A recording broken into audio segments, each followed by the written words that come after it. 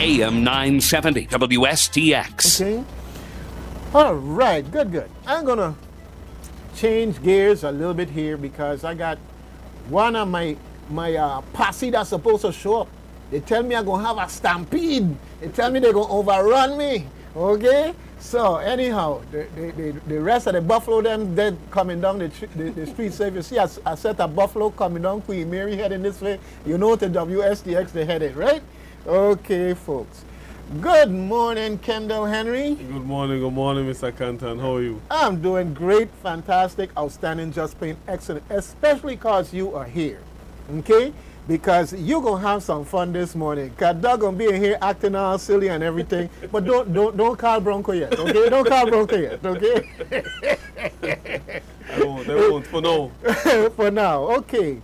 Well, Kendell is here in the capacity of the what I call a coordinator. I see him telling everybody where to stand, where to move, how to turn, and everything else. And then, no, change 99.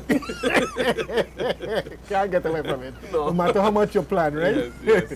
With the II dancers and the masqueraders that performed recently in Denmark with the Extravaganza tour with Doc Peterson and all the other people who were involved. All right. Yes. So, one of the things I want you to do, I want you to tell me a little bit about the history of II dancers, how it came to be.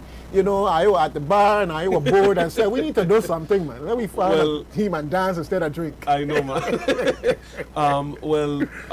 We started the II Cultural Dance Company 10 years ago. Next year we'll be celebrating 10 years of being II.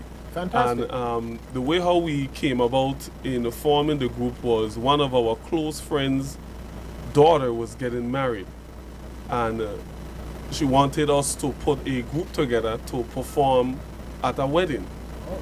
So we called friends and family that we knew that knew how to dance quadrille, and we made quadrille outfits and the whole 9 yards. And we started out doing this for fun and just being together, knowing each other from being down in St. Gerald's Hall and dancing and having a good time. We decided, hey, let's continue to do this and let's form a group. But now you got a question. I have to ask you this question. Is it still fun? Yes, it is. Oh, okay. All right. It's still fun. I say you started it out of fun, but I watch you guys, it's like, I always having fun. Yes. That's one of our biggest motto. Our biggest motto is to have fun while preserving our culture. And our real motto is enhancing Virgin Islands culture through dance. Okay. That's our motto. Initially, when we started the group, we started with quadrille dancers only, but we wanted to branch out and do other cultural dances, African dancing, bambula dancing, masqueraders, anything that has to do with culture and dance. That's what we wanted to do. On this trip to Denmark, we had a great opportunity to join up with Doc Peterson in doing the masquerading. So wait, now you are rookie like me. This is the first time? Well, not me. I used to dance for West End masqueraders. You went to Denmark? With them? Yeah. No. So you are rookie like me then? This was my fourth time to Denmark. Oh my goodness! Because, oh Lord, you a veteran? Yeah, remember I play in the band. So okay, all right. Yeah, all right, good. So this was my fourth time traveling with 10 Sleepless Nights to Denmark. So like you said, I wore many hats on this trip. I was in the band. I was dancing. I was coordinating. So I wore many hats in this on this trip. Thanks to Doc Peterson. All right. Yeah. Okay. List the other members that went. I know there's more people in the group than what went. But for our purposes, who all went? For quadrille dancers, we had Mr. Kenneth Henderson, we had Mr. Lee Dow, we had Mr. Kareem Smith, we had myself, Kendell Henry, we had Miss Deborah Keynes, Miss Gloria Gerard, Isalina Harrison, we had Miss Shalita Shang, we had Barbaraja Lopez that came along with us to do Masquerade. Okay, let's talk about Masquerade now. In terms of who participated in Masquerade.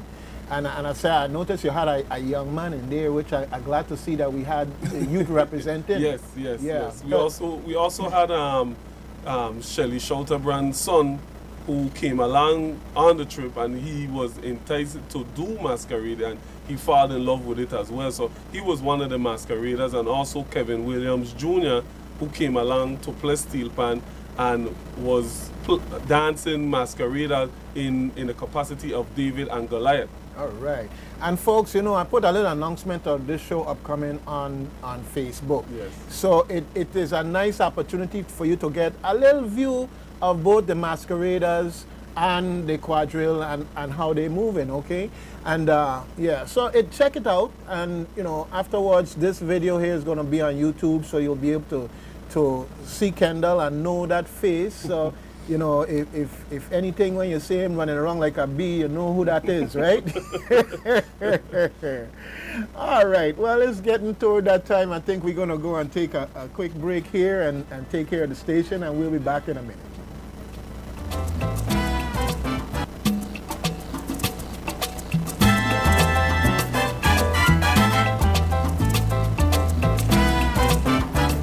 All right, folks, we're back with Reflections on WSTX AM 970.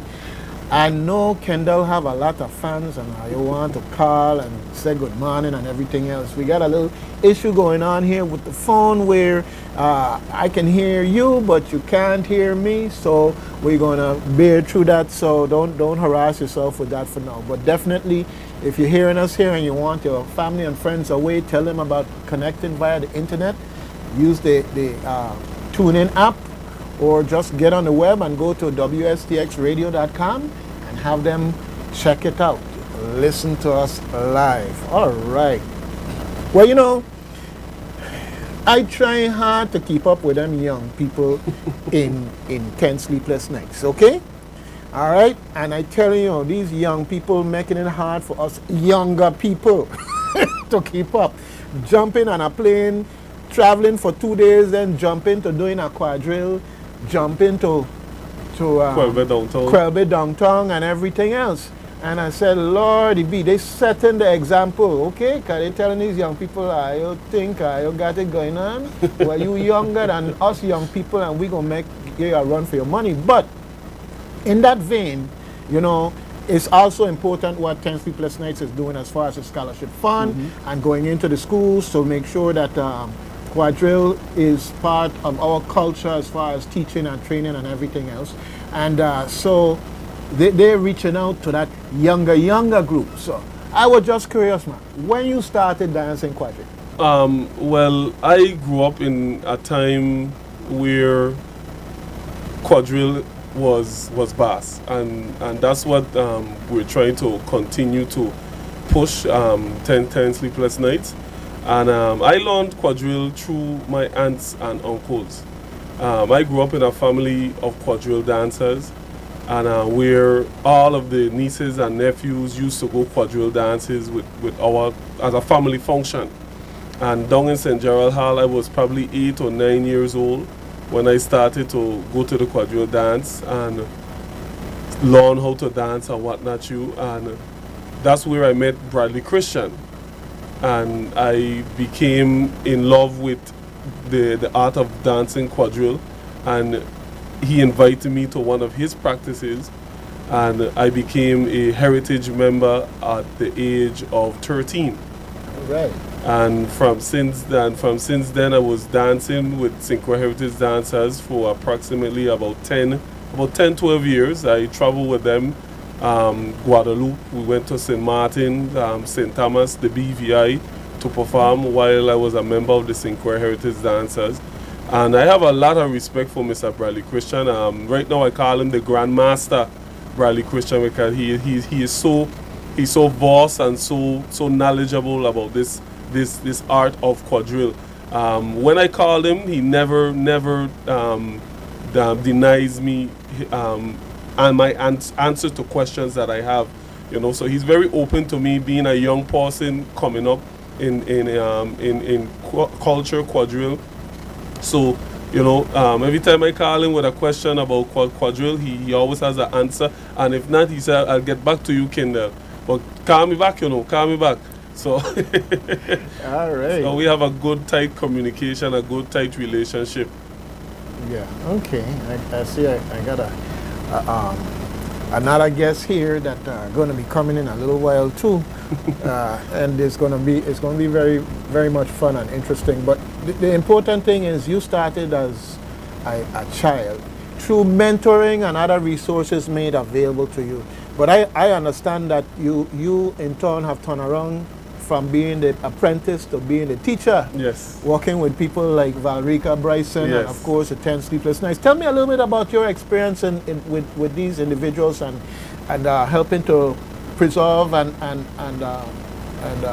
perpetuate quadrille in our culture. Right now I'm trying very dearly to find a next Kendell Henry, to find somebody else my age to continue to teach, to continue to the effort in pushing our culture not only in education but in our community. I worked with Valerica Bryson for the time. She was my former teacher, band teacher at the St. Croix Educational Complex. When I graduated, she came to me and said, would you like to come and teach quadrille at Complex? I said, Ms. Bryson, I would love to do it. I would love to do it. And that's how we started 11 years ago. 11 years ago, last year, well, this last school year, we celebrated 11 years of revival of quadrille in our schools. And I'm looking forward to continuing our effort, because right now Ms. Bryson is the Director of Cultural Education for the Department of Education. So she's doing a lot of good things within the department and within her position as Director. So with this program underneath her office, we are looking to do it bigger and better. With 10 Sleepless Nights aspect, what a lot of people don't know, I'm actually playing with 10 Sleepless Nights for the past 15 years. While I was a student at the St. Croix Educational Complex, I was drafted. It happened that way. Yes, Huh? I was drafted to play with 10 Sleepless Nights, but before then, I was taught and was trained by Wayne Bully Peterson in Mali housing community. When growing up, we had a community band. We had a community band, and I was one of them that grasped it and loved it, because after that I continued to play Kwelbe music with Bully and the Musical Kafunas, and then you could say after a while I continued until Stanley them draft me to play music with them, and the rest is history. I love what I do. I embrace what I do, and I encourage people to embrace our culture of the Virgin Islands. All right. Well, I'm playing a little bit of a performance that we did in Denmark. The name of this location slips me at the moment, but I wanted you to see this. Of course, we're going to see it further down, also as the documentary develops. But we were talking about the young people, and there's a very touching thing that happened here. Yes. At this performance. There's a young man here who cannot get away, and he's gonna be out here in a minute. Just wait for it. And this is like, hey, we jump on a plane and went to Denmark, and we have young people that just gravitate.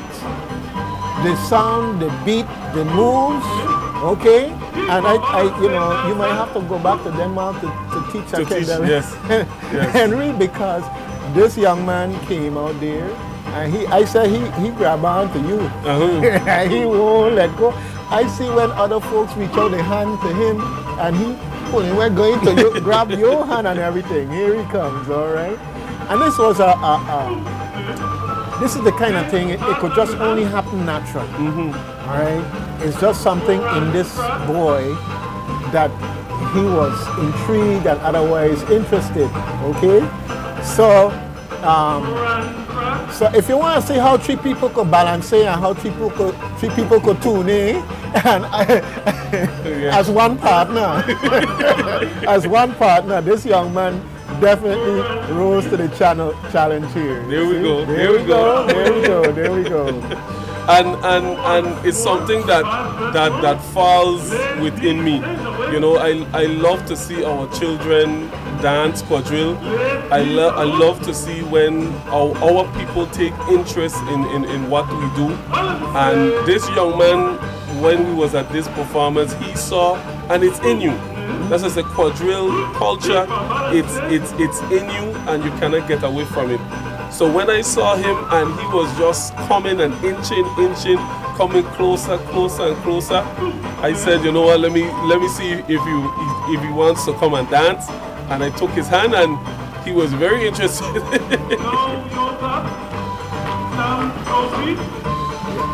So you see, he was having he was having a really good and I want to big you up on how naturally you just let him slide right in there. Yes. And become a part of this whole thing, right? Yeah.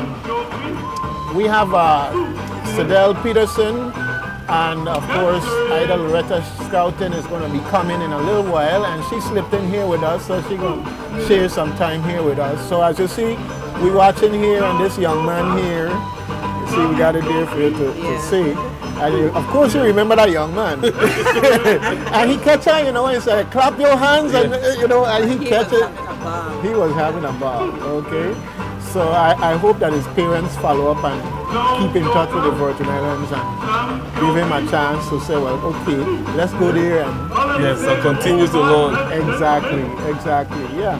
So the young people are an integral part of culture staying alive. Yes. If you don't teach the young people, culture will technically die simply because they won't have it to pass it on. So it is our responsibility to pass it on to them. Okay. Now, this trip to Denmark, if you had to look at the times that you've been before, how would you compare, contrast, what experiences stood out to you? Well, the 3 other times we went, the first year we went in 2005. We went on our own, so we did a tour, a lot of tours within Copenhagen. Just traveling and playing to a lot of cafes, the Riverboat Festival, the Tuno Island Festival. We played in Jutland, so we had a lot of experience within Copenhagen. The second time when we went, we did a lot of country tour. We did 2 weeks of country tours. The third time we went on behalf of the Department of Tourism. They sent us to Aarhus, Denmark, along with Music and Motion, to participate in a Caribbean festival, and that was great. This is the first time we actually traveled with a big group like this. Because Music and Motion only had we only carried 10 dancers for Music and Motion, but it was 31 of us, and the experience was grand. It was a grand experience, going from venue to venue, changing costumes, 2 times, 3 times. You know, it was lovely. The only thing I said, thank God we didn't have to do is perform twice in one day. Because that would have really taken its toll on us. It really took it out. But if you look at the videos, and when the listening audience have an opportunity to look at the video, they will see the joy and of the audience, of the dancers. We had, every place we went, we had a wonderful time. In every aspect we danced, we had a wonderful time. And like I said, I rate this trip on one of our highs, because like I said, this is the first time we actually went to a group. So we had more personalities, we had more people to interact with and communicate, friends, former teachers, you know. So we had a great time. Well, you know, a lot of people have a stereotype of when you say going Denmark, they think that you're just going Copenhagen. Yes. Okay? And there's a whole lot more to Denmark than Copenhagen, and a lot to see and learn. And if you don't, like we did, make it a point to reach out in what we might call the suburbs, more rural areas, then you're missing a big part of what's going on there. All right? And it was just a wonderful experience, and for the young people that we had there, I know it opened up their eyes. Yes, definitely. And you know, we were trying to get bicycle paths put in here on St. Croix. And when you look at the bypass, you could see it was designed, to have a bicycle path. Yes. But you see, in the Virgin Islands, our folks more like they want to drive big car. Okay, they want to ride on bicycle. But then you go to Denmark. Yes, very simple. And we had the opportunity, myself, Kareem, Barbarija, Schalterbrand, and Kevin Williams Jr. had the opportunity to go and rent some bikes and go ride around Copenhagen, and that on a whole was a totally different experience. I ride bike here in St. Croix, and we had a 15-minute class where we had to learn the rules of the bike path, which hand signals, proper stoppage. So it was like going through driving school all again, but for bikes, you know. So that's something that is was very, very excited for us, because we went all over Copenhagen that day on bike. We visited the Queen Quarters, we visited the Mermaid. So we had an excellent time on the bike path in Copenhagen. Well, for me, with the bike riding, I noticed that the women would have their children in a little cart and travel with them. You know, that was so interesting to me. Well, I tell you, seeing it was a revelation. Yeah. Okay, bicycle knocking dog, and such a natural integration of bicycle into how they get around. Till when I see the taxi had the bike hitch and the back of it, so if you're there in one tongue and you want to go to another, you call the taxi, put your bike on. They have the most important, you know, they have the right of way than any other driving. I tell people all the time, don't make the mistake and say you go walk. No. They go run you down. They will run you down. Yeah, you can't. They ain't supposed to be stopping. And sometimes it's bikes like water. So if you step out there, ain't nobody can stop for you, because it's like water. It will wash you away. So as you come out, as you come out the vehicle, you always have to watch out for the bike lane, because when you come out the vehicle, the bike lane is there, and then the sidewalk. So you always have to be vigilant of the bike lane. All right. Well, I have this little piece here that I was showing to you, and I want to just do a quick little change up here, because we have a little bit more, and we haven't talked that much about the masqueraders. Yes. Okay. My favorite, because you can't see who's under that. Those masquerade. Yeah, that was my favorite too. Yes. It brings out another light of you, because you know you're under wraps. Well, I might have to get in masqueraders, because that way I could act the fool. When I go karaoke, they know, hey, that's he, right? But at least I could hide in the open in masqueraders. So we got a little thing here. This is in Bakken. The amusement park. Yes. And the young people love Bakken, because of course they had all the rides and stuff to go on in the meantime while we weren't performing here. So I have the masqueraders here, and they're doing their thing. You probably saw a little bit of it on Facebook. And we have quite a bit of footage from, because we had 5 performances. We had 6 originally, okay? And hopefully next time around we'll have just as many and get to see new parts, as well as visit some old places and see some familiar faces in the process, okay? There was a gentleman by the name of Pierre that assisted us over there from the music school over there, and as I understand it, we're hoping in 2017 for the music school folks to come to St. Croix. And I just want to take a moment to say that, hey, the hospitality from all the folks there was first class. Okay? Oh, yeah. If anybody went to bed with a belly grumbling, it's their own fault. Okay? And all you're seeing is bread. And some of them, and cheese. and some of them might have had to pay overweight to the airline coming back by the time we had done. Yes. But no, it was extra bread, extra chocolate, extra flour. So it was extra weight to everybody. Yes. You know, But it was all good. But I just wanted to send a big up on that. And of course, we had Lee Pedersen, Life and his wife Elizabeth. That also were there, and he was like our MC, introducing us in Danish and keeping everybody abreast. And it was just wonderful that we have this combination of friends abroad, friends at home who could pull together.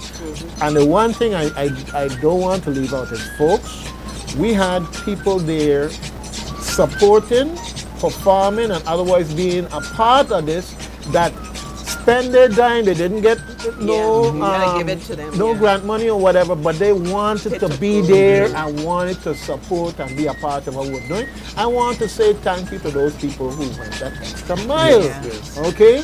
Because it is our Virgin Islands after all. And you might be surprised if we do go again. There's a lot of people wanting to come this time, you know. I can imagine.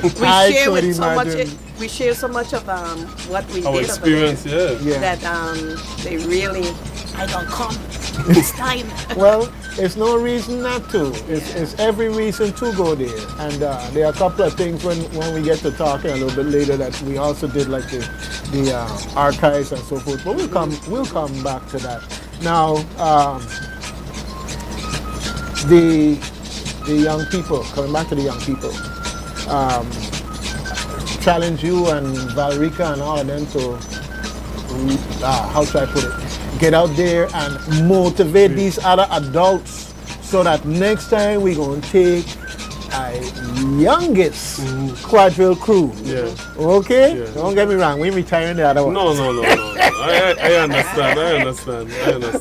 We add in different seasoning and different things to the salad. That's all it is, okay? But definitely, and Music in Motion was over there at one point in time. Hopefully we can have some creative dance folks as well as classical dance folks. Some bambola. I mean, we should get some bambola in there. You think about it.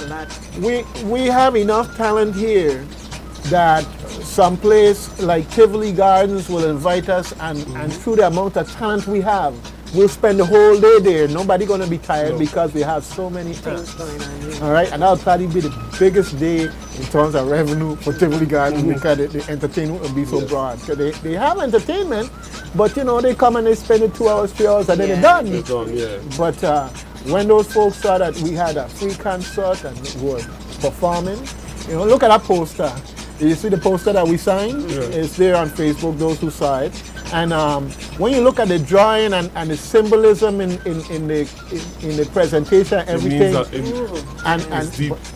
Not only is it deep, but it was so appropriate because in that particular performance, when them Danish folks broke loose. Yes, when they started the dance. jam? Yes. Okay. When they broke loose, I tell you what. Music. They showed just like that little child. They have it in them. They have it in them, and as such, this cultural exchange is so important. And the ability, in this case, to do the quadrille and the masqueraders. All right, so I see that we're getting down to the last 5 minutes here in terms of. I ain't gonna let you boga. I'm protecting you, ladies. I'm protecting your time. Okay. But no, I just joking. One of the things that I'm telling you.